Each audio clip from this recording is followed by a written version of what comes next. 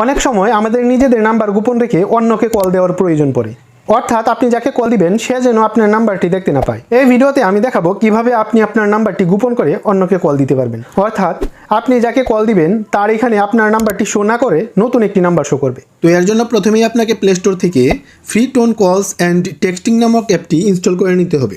তো ইনস্টল করা হয়ে গেলে এটি আপনি ওপেন করবেন। তো ওপেন করার পর আপনি এখান থেকে গেট স্টার্টেডে ক্লিক করবেন। তারপর আপনাকে এখান থেকে ফেসবুক বা গুগল দিয়ে লগ ইন করে নিতে হবে। তো আমি এক্ষেত্রে গুগল সিলেক্ট করে দিলাম, তারপর এটি অ্যালাউ করে দিতে হবে। তো এখান থেকে যে কোনো একটি ইমেল সিলেক্ট করে দিতে হবে, সেক্ষেত্রে আমি একটি ইমেল সিলেক্ট করে দিলাম এবং এটি অ্যালাউ করে দিলাম।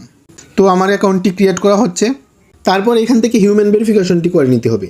তো এখানে যে বক্সটি আছে সেটি আমি টিক চিহ্ন দিয়ে দিলাম। ফাইনালি এখন অ্যাকাউন্টটি ক্রিয়েট হয়ে গেছে। তো এখন এখান থেকে যে কল অপশনটি আছে সেটিতে ক্লিক করব।